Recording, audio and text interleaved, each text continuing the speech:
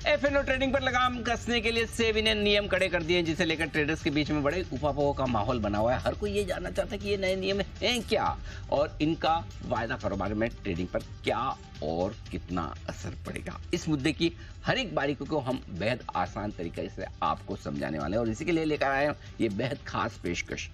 सेबी का डंडा, सट्टा होगा ठंडा।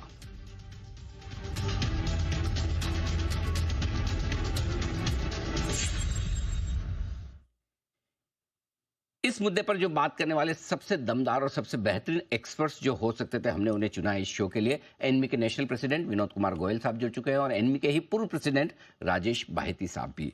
बीएसई ब्रोकर फोरम के पूर्व प्रेसिडेंट उत्तम बागड़ी साहब हमारे साथ स्टूडियो में है और देश की दिग्गज brokerage firm Anand Rathi share and stock brokers के सीईओ रूप पुत्रा साहब भी हमारे साथ कार्यक्रम में शामिल हो चुके हैं। आप सबका बहुत बहुत स्वागत है। उत्तम जी, शुरुआत आपके साथ करूंगा क्योंकि आप तो एनबी के पूर्व प्रेसिडेंट, तो बीएसई ब्रोकर फोरम के तो पूर्व प्रेसिडेंट रह ही चुके हैं। लेकिन ये जो आप ये सब सुनते देखते ना कि सेबी ने स्टडी की 90% लोग नुकसान कर रहे हैं, या अभी कैश मार्केट की भी जो स्टडी आई, इनके लिए जो ये सारे डेटा निकल कर आए, जो इसके लिए स्टडी ग्रुप बना, उत्तम जी उसके भी मेंबर रह चुके हैं, राइट उत्तम जी? सही है। हाँ, तो चलिए सबसे पहले बताएं कि सर ये पूरा जो कुछ आया है सेबी की तरफ से नया एफएनओ सर्कुलर, ये कितना इफेक्टिव है रिटेल ट्रेडर्स का वायदा कारोबार में, इंडेक्स डेरिवेटिव्स में जो अनाप शनाप सट्टा हो रहा है, क्या ये इसे रोक पाएगा? कुछ हद तक डेफिनेटली, बिकॉज सो सडनली जैसे पूरी दुनिया में हुआ है, जीरो डे ट्रेडिंग इंडिया में बहुत पॉपुलर हो गया।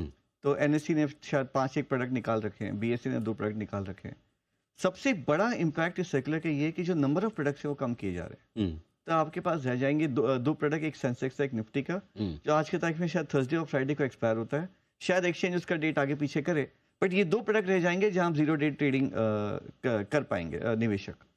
सो दैट इज सबसे बड़ा चेंज, जिसे मैं कहूँगा सबसे बड़ा इम्पैक्टफुल चेंज है। उसके अलावा बाकी जो चेंज है वो इतना ऑप्शन होल्डर के लिए इतना कोई फर्क नहीं पड़ता, बिकॉज ऑप्शन राइटर पे ज्यादा इम्पैक्ट करता है। तो ऑप्शन राइटर पर ज्यादा इंपैक्ट आएगा, ऑप्शन बायर पर नहीं। लेकिन असली मकसद तो ऑप्शन बायर को ही कंट्रोल करने का है, राइट? तो ऐसे में बाहेती साहब, क्या ऑप्शन बायर बढ़ी हुई लॉट साइज या फिर अपफ्रंट मार्जिन, इनसे उन पे कोई फर्क पड़ेगा सर?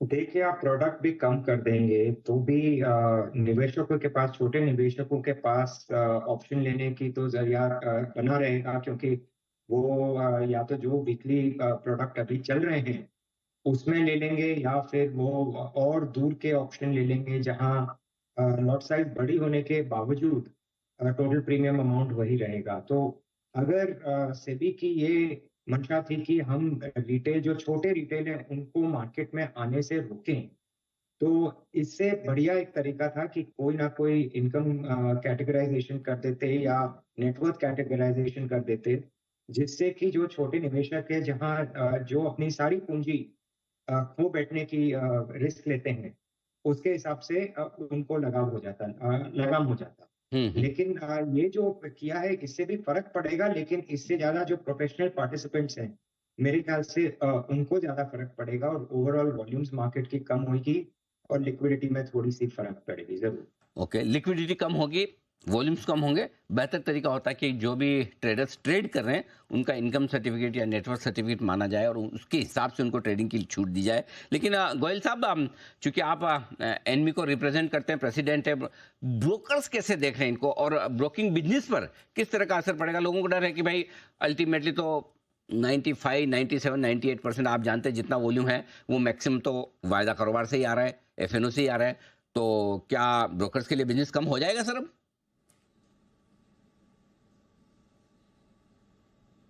हाँ सर, इसमें पूरी प्रक्रिया की जो कवायद की गई थी उसका मेन आधार यही था कि जो सेबी की स्टडी ने बताया कि रिटेल इन्वेस्टर का जो भी परसेंटेज है वो लॉस कर रहे थे और ये काफ़ी दिनों से चल रहा था। उसको रोकथाम करने के लिए, उनको लॉस से बचाने के लिए ये पूरी प्रक्रिया ईडब्ल्यूजी और स्मैक और ये मीटिंग करी गई।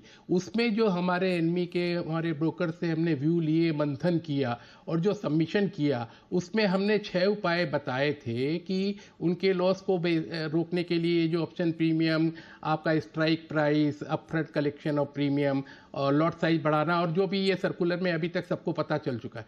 जो सबसे इम्पॉर्टेंट बात ये थी कि हमने ये कहा था कि इन उपायों को करने से ये जो रिटेल इन्वेस्टर नुकसान कर रहे हैं वो बच सकता है।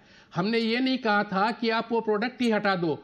आपको उचित होता सेबी के लिए कि इन साधनों का उपयोग करके 6 महीना साल भर चलाते और सारे प्रोडक्ट को चालू रखते और मॉनिटरिंग करते कि वो ये जो साधन अपनाए गए हैं इनका कुछ इफेक्ट पड़ा है कि नहीं, ये कारगर साबित हुए कि नहीं। उसकी जगह ये किया। साथ में जो सबसे इंपॉर्टेंट हमारा सबमिशन था कि जो लॉस हो रहा है रिटेल को, अज्ञानतावश हो रहा है, आप उसको शिक्षित करिए, आपका उसका नेटवर्थ का या इनकम का एक क्राइटेरिया करिए कि उसके नीचे के आदमी नहीं आ पाएंगे। और साथ में सबसे बड़ा हमारा सुझाव था शिक्षा का, जिसको तो कहीं कंसीडर ही नहीं किया गया और नकार दिया गया है। सर, आपको अंग्रेजी में एक कहावत है कि आप give a fish to a person for he will be satisfied for one day, you teach him the fishing, he will be able to make his living every day. Right, वो परिस्थिति थी। ये ज्यादा उचित होता सर कि सारे product चलते रहते हैं और उनको मॉनिटरिंग किया जाता कि ये उपाय लगाने से वो आपका उद्देश्य पूर्ण हुआ कि नहीं। तो आप ये कह रहे हैं कि एनमी प्रसन्न नहीं है और ऐसा लग रहा है कि मतलब अगर ट्रेडिंग खराब है तो ट्रेडर या ब्रोकर को ही मार दो, उस तरह का काम किया जा रहा है। Is it? नहीं, ट्रेडर ब्रोकर क्यों, एक्सचेंज कौन सा बच गया? अरे स्टेक होल्डर्स को ये असुविधा हो जाएगी ना जी। तो एक्सचेंज, लेकिन एक्सचेंजेस तो डेली एक्सपायरी वाले प्रोडक्ट, आई मीन डेली है तो वीकली, नाम के लिए तो वीकली है, बट होती तो डेली एक्सपायरी है। लेकिन इससे पहले कि ये वीकली एक्सपायरी वाकई में खत्म हो पाएगी नहीं हो पाएगी, लेकिन जिसको टारगेट करके किया गया है कि वे रिटेल ट्रेडर कम से कम मार्केट में आए, नुकसान कम से कम करे। भूतरा साहब, आपसे राय लेना चाहता हूँ। आप तो पूरे देश भर में आपके ब्रांचेस हैं, आपका प्रेजेंस है, बड़े ब्रोकर्स में से आप आते हैं। क्या वाकई में आपको लगता है कि आपके कारोबार पर असर पड़ेगा और आपके यहाँ जो रिटेल ट्रेडर इंडेक्स डेरिवेटिव्स में कामकाज करते हैं उनमें कमी आएगी? नमस्कार अनिल जी। नमस्कार। इसमें बिजनेस में वॉल्यूम में असर पड़ेगा, क्योंकि वीकली एक्सपायरी जो है अब खाली एक एक इंडेक्स में ही हो पाएगी, तो नेचुरली काफी सारे इंडेक्स इस एक्सपायरी से निकल जाएंगे। जो अभी मल्टीपल एक्सपायरी, आपने राइटली बोला कि डेली एक्सपायरी है, तो उसमें फर्क पड़ेगा। लेकिन साथ में रिटेल के, जहां तक बात है रिटेल का लॉस होना या वो होना, एक लेवल पे जो ऑब्जेक्ट है वो ऑब्जेक्ट राइट है, रिटेल को अपने को कहीं ना कहीं सेफगार्ड करना है। बट जैसा गोयल जी ने भी बोला कि इसमें ज्यादा जरूरत है एजुकेशन की, रादर देन चीजों को रेस्ट्रिक्ट करने की। और सेकंड चीज, यदि रेस्ट्रिक्ट करना है तो यस, एक पर्टिकुलर लेवल तक के इन्वेस्टर आई कैन से, जिनकी नेटवर्थ और इनकम का क्राइटेरिया कुछ ना कुछ करके, जो बायती जी ने भी बोला, उसको करके करे तो ज्यादा बेटर है। बट अदरवाइज बिजनेस पे इम्पैक्ट इसमें होना है, ये तय है। नो डाउट थोड़ा आगे जाके फर्दर पता लगेगा कि बिजनेस में ओवरऑल इम्पैक्ट का परसेंटेज क्या रहा। ये बात तो आपने सही कही, और गोयल साहब ने कि ज़्यादा से ज़्यादा अवेयरनेस लाई जाए। वैसे एक चीज़ बताऊं कि जिन प्रोडक्ट्स की अवेयरनेस सबसे कम है उसी में सबसे ज़्यादा स्पेकुलेशन होता है। For example crypto, for example वो क्रिकेट के गेमिंग वाले, तो जितना कम अवेयरनेस है उसमें लोग ज़्यादा जाते हैं। शायद यही वजह है। गोयल साहब, आप कुछ कहना चाहते हैं? इससे पहले मैं उत्तम जी से अगला सवाल पूछूं। जी सर। हाँ सर, मैं ये कह रहा था आपसे कि प्रोडक्ट में कोई खामी नहीं है। आपको पता होना चाहिए, कोई भी एक्सपायरी, कोई भी कॉन्ट्रैक्ट, कोई भी एक्सचेंज इंट्रोड्यूस करता है तो सेबी से पहले अप्रूवल होता है, और वो एक्सचेंज में भी पूरा मंथन करके, रिसर्च करके उसको लाया जाता है। तो प्रोडक्ट इटसेल्फ और the weekly expiry on the different indexes was not itself bad in itself. इसकी एग्जीक्यूशन वाली और आगे जो ये last hour of the expiry day में जो वॉल्यूम की बढ़ोतरी हुई, उसमें ज़्यादा अब्यूज या मिसयूज या कुछ भी हुआ है। लेकिन after all these all products were approved by the SEBI, no doubt. ठीक बात है। लेकिन एक चीज है, चलो मान लिया आपका पॉइंट ये ठीक भी है कि एक्सचेंज ने प्रोडक्ट बनाया, सेबी ने अप्रूव किया, ब्रोकर्स ने अपनाया, ट्रेडर्स को भी मजा आया। लेकिन मुझे उत्तम जी ये बताइए, भाई साहब, ऑप्शंस तो और इंडेक्स के ऑप्शन स्पेशली हेजिंग के लिए, इन्हें हेजिंग प्रोडक्ट माना जाता है। कौन सी रोज की एक्सपायरी में हेजिंग होती है? हेजिंग होनी है तो एक्सपायरी के दिन ही क्यों नहीं है, और हेजिंग होनी तो आखिरी 1-1.5 घंटे में क्यों नहीं, जहां वॉल्यूम अनाप शनाप होता है? ये तो सीधा सीधा सट्टा है। यदि कोई भी इसे हेजिंग का सुंदर नाम देता है, हाँ, तो वो खुद से झूठ बोल रहा है। करेक्ट, ठीक, मैं आपसे अग्री करता हूँ। बट यदि किसी को ट्रेड करना है तो ट्रेडिंग बुरी चीज क्यों है, ये सवाल है। अब finally I think expert working group में भी जब डिबेट चला, बैन कर दो, बैन करना सबसे आसान है, ठीक है। लेकिन कोई प्रोडक्ट चल रही है उसको बैन करना भी ठीक नहीं है। एंड आई थिंक रेगुलेटर एक बीच का रास्ता ढूंढने की कोशिश किया। एक तरफ वो बोल सकता था कि मैं सारे वीकली वन कर देता हूँ, उनका पावर है। लेकिन बोले सारे बंद नहीं करने, लेकिन बहुत ज्यादा उसको कम करके उन्होंने एक बीच का रास्ता चुनने की कोशिश की है। दोनों एक्सचेंज करके प्रोडक्ट दिया है, एंड ये डिसीजन कोई सेट इन स्टोन नहीं है। हो सकता है 6 महीने बाद, साल भर बाद रेगुलेटर बोले कि नहीं मुझे ये दोनों भी नहीं चाहिए, या बोले नहीं अब मुझे सब चीज समझ में आ रही है, वापस शुरू करके हम एक्सपेरिमेंट कर सकते हैं। आई थिंक ये उनकी थॉट प्रोसेस है। देखो वापस तो होने वाला नहीं उत्तम जी शुरू, ये तो आपने करके देख लिया यार, इतने अनाप शनाप वॉल्यूम पूरी दुनिया में सबसे ज्यादा वॉल्यूम हमारे एक वायदा कारोबार में, तो वापस और ज्यादा होंगे कि नहीं होंगे वो वाला सवाल है। इस पे मैं जाता हूँ जरा एक बार बागड़ी साहब, बायती साहब से जानना चाहता हूँ। बायती साहब, क्या आपको लगता है ये फाइनल है या अभी सेकंड इंस्टॉलमेंट आने वाली है, एक और कुछ और इस तरह के आने वाले हैं? मेरे ख्याल से जो इनकम और नेटवर्थ क्राइटेरिया है, इसमें से कुछ ना कुछ तो जरूर आने वाला है। यहाँ पे ये रुकावट नहीं होगी, क्योंकि सेबी ने बायती साहब ये पॉइंट आपने भी रखा, ये पॉइंट रूप जी ने भी रखा, ये पॉइंट गोयल साहब ने भी रखा कि 2017 में मुझे याद है जब ये प्रपोजल आया था भी कि नेटवर्क सर्टिफिकेट ले लिया जाए, तब ब्रोकर कहते हैं हम कोई चार्टर्ड अकाउंटेंट है, हम बना के दे सर्टिफिकेट, हम क्यों करें, तब तो मना करते थे। अब ये कड़ा वाला रूल आ गया तो आप कह रहे हो ये ले आओ। नहीं, अगर सेबी को कुछ करना ही है तो हम तो यही सजेस्ट करेंगे कि आपने अगर ये डिसाइड कर लिया है कि आपको ये रोकना है निवेशकों को मार्केट में आने से, तो उसका तरीका हम बता सकते हैं। हम तो ये नहीं बोल रहे हैं कि आप करो, ये हमारा प्रपोजल तो था ही नहीं कि आप इसमें कुछ भी करो, लेकिन अगर उन्होंने एक उद्देश्य रखा है, उस उद्देश्य को पूरा करने की जो सबसे बढ़िया तरीका है वही हम सेबी को सजेस्ट कर सकते हैं। अच्छा, उससे ज्यादा हम क्या कर सकते हैं? ठीक बात है। गोयल साहब, ये बताएं कि ब्रोकर्स को सबसे ज्यादा आपत्ति, ये 6 नियम जो आए उनमें से सबसे ज्यादा किस पे आपत्ति है, कौन सी चीज ज्यादा चुभ रही है? हाँ सर, ब्रोकर्स ने इन प्रोडक्ट्स को पॉपुलराइज करने में काफ़ी मेहनत करी, श्रम किया, समय दिया और एम्प्लॉयमेंट दिया। एक ब्रोकर आपको बताऊंगा जिनके पास 100 200 डीलर्स हैं जो इसको हैंडल करने के लिए उन्होंने एम्प्लॉय किए, वो all of a sudden unemployed हो जाएंगे, एक नंबर। दूसरी चीज़ ये है कि अभी इस आपके चैनल के माध्यम से वित्त मंत्री जी तक भी हमारे एनमी की बात पहुंचाना चाहूँगा कि उन्होंने जो इस बजट में ये जो ऑप्शंस है उस पर एसटीटी की रेट बढ़ाई है, और एक चैनल पे उन्होंने कहा था कि मैं एसटीटी की ये रेट बढ़ा रही हूँ जिससे ये रिटेल पार्टिसिपेशन रुके। लेकिन जब ये मेजर ले लिया गया सेबी ने और ये सर्कुलर, और इससे अगर वो रिटेल पार्टिसिपेशन रुकता है तो फिर उसको रोल बैक करना चाहिए। हम ड्यू कोर्स में सेबी से, हमारे एनमी से सबमिशन देंगे, लेकिन अभी मैं आपको बता रहा हूं कि वो भी एक फैक्टर इसमें काम करेगा। इसके साथ जो स्टडी आई थी उसमें तो खुद ने सेबी ने स्वीकार किया कि 53% of the loss comprise of the brokerage and the transaction charges and STT and other levies, तो वो भी तो एक फैक्टर है ना। ठीक बात है। भूतरा साहब, आपको भी लगता है कि भाई कुछ और किया जा सकता था? बायती साहब का भी मानना है कुछ और क्या चीज ऐसी की, जैसी एंड ऑफ डे आपका भी, चारों जो एक्सपर्ट हैं हमारे पैनल पे, सबका मानना ही है कि भाई रिटेल का अनाप शनाप सट्टा नहीं होना चाहिए। जो कम समझदार लोग हैं, छोटे पैसे वाले लोग हैं, वो नुकसान करते हैं, और ज़्यादा समझदार high frequency trade, proprietary trade, algo trade वाले या हेज फंड्स वो पैसा बना के चले जाते हैं। करेक्ट, इधर से पैसा उधर जा रहा है। राइट, क्या करना चाहिए जिससे ये रुक सके? 2 तरीके हैं। पहला तो मैंने जो बोला कि इसकी अवेयरनेस सबसे बड़ी चीज है, वो मैंने पहले भी बोला, वापस रिपीट कर रहा हूँ। दूसरा इंपॉर्टेंट पार्ट है कि ये जो चीज की है इसमें ज्यादा इम्पैक्ट जो है वो इसलिए, मतलब रिटेल की यदि बात करें, लॉट साइज जो बढ़ाई है वो अपना आप में ही एक बड़ा कदम है, इसमें कोई शक नहीं है।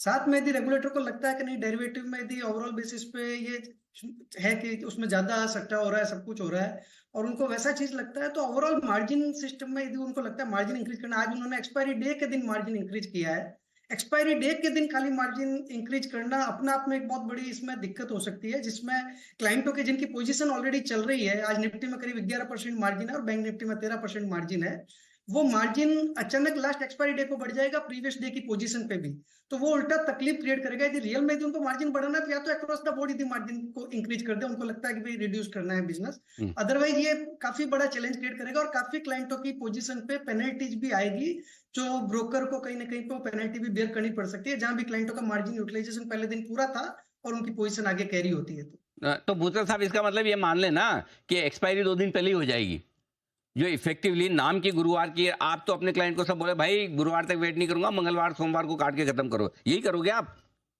नहीं, इसमें दो चीजें हैं अनिल जी। जिन क्लाइंटों के मार्जिन एक्स्ट्रा पड़े रहते हैं उनमें तो कोई दिक्कत नहीं है। ये कितने दिक्कत के होते आपको हैं आप भी एक जानते हो? क्लाइंटों के मार्जिन यूटिलाइज रहते हैं, हाँ वहां पे क्लाइंटों का आपको एक दिन पहले जरूर आपको कंट्रोल करना पड़ेगा, और हो सकता है एक दिन पहले आपको मार्जिन की रेट ही ब्रोकर को खुद के यहाँ पे इंक्रीज करनी पड़े। इसमें ठीक सोल्यूशन ये है। ठीक बात यानी जी जी ये आपका अंडरस्टैंडिंग परफेक्ट नहीं है जी। बिकॉज नंबर वन ये ऑप्शंस को इफेक्ट नहीं कर रहा। ये यदि आपने ऑप्शन खरीदा हुआ है तो थर्सडे या फ्राइडे मतलब बेचने वाले का सर। ठीक है, जिसने ऑप्शन राइट किया हुआ है हाँ। उसमें भी calendar spread is usually in the futures. हाँ तो यदि आपने नवंबर फ्यूचर लेके दिसंबर फ्यूचर बेचा है Right. और आज नवंबर का वक्त आज ही एक्सपायर होने वाला है हाँ। तो भैया यदि आप तो उस दिन मार्जिन बढ़ जाएगा, वरना बाकी सब नॉर्मल चलेगा।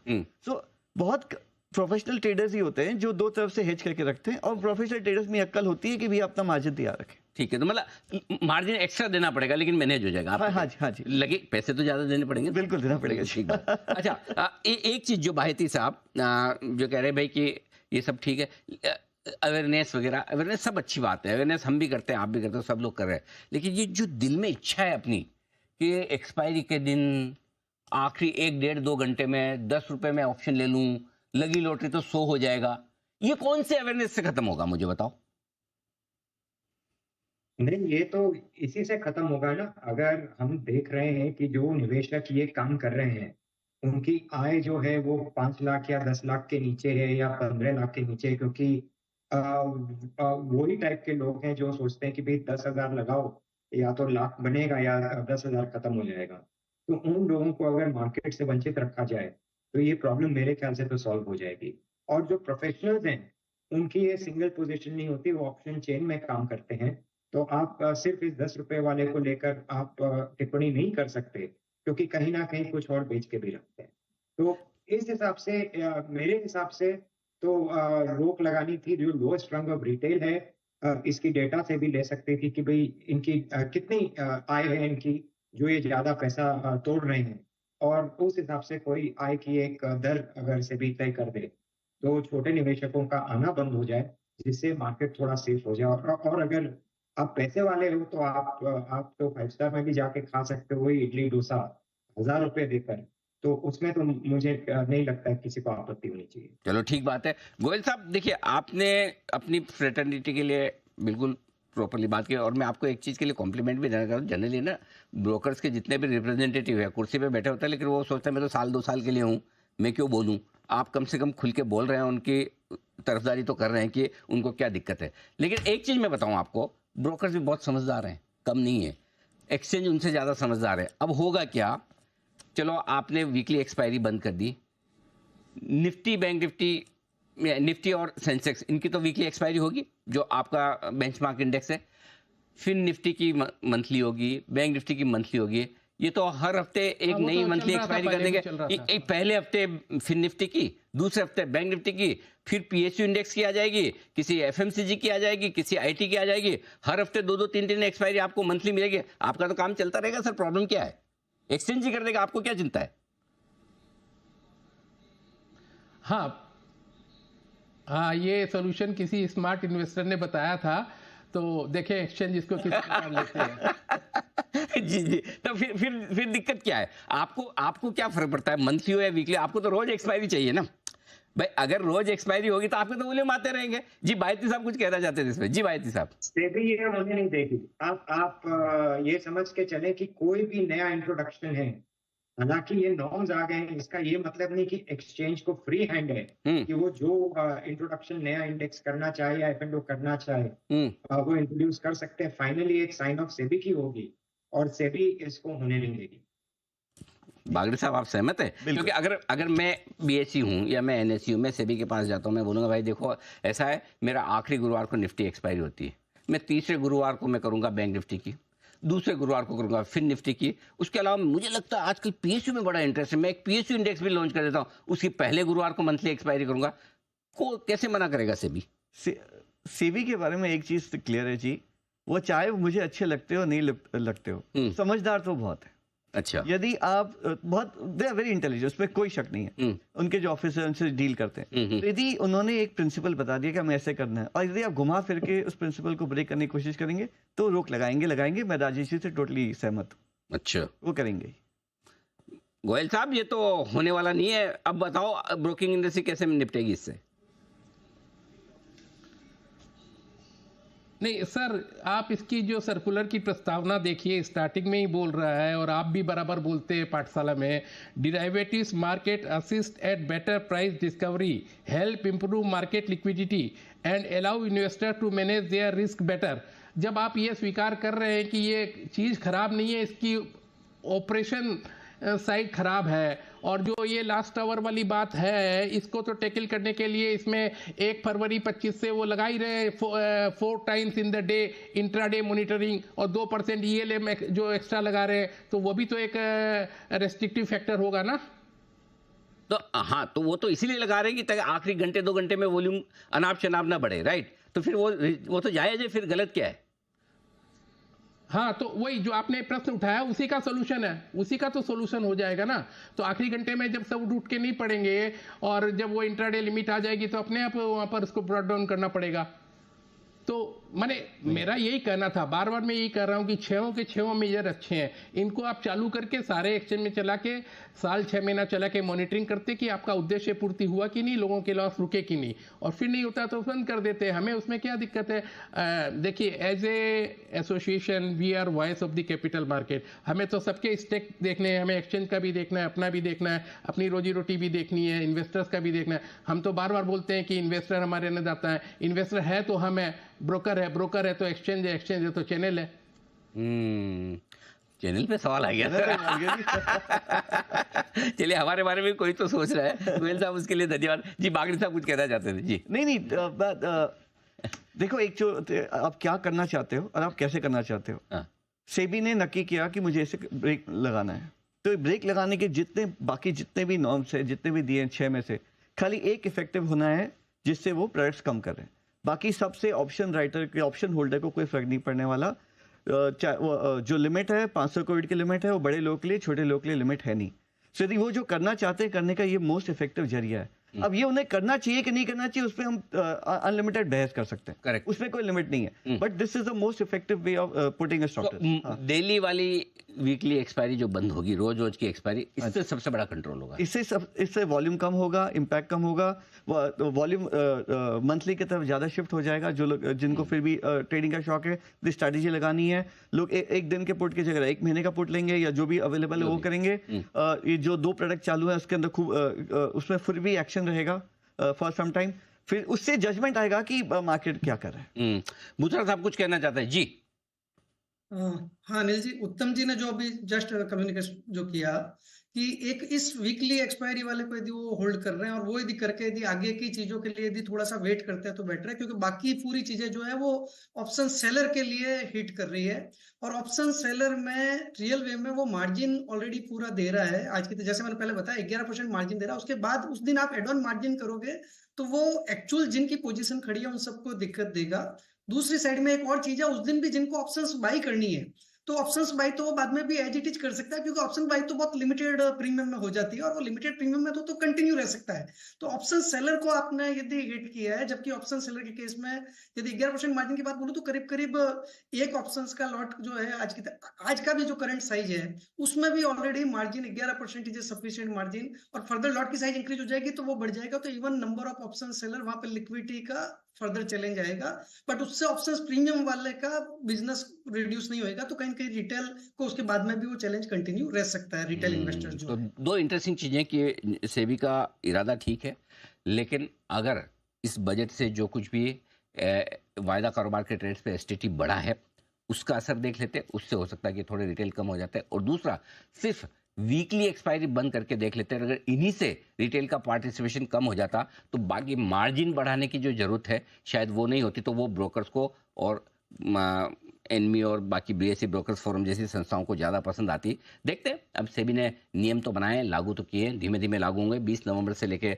1 अप्रैल 2025 तक अलग अलग चरणों में अलग अलग नियम लागू होंगे, तब इसका असर देखा जाएगा, समझा जाएगा। फिलहाल इस खास शो में अपनी बेबाक राय देने के लिए गोयल साहब, बाहेती साहब, बागड़ी साहब और बुथरा साहब, आप सबका बहुत बहुत धन्यवाद हमारा साथ देने के लिए।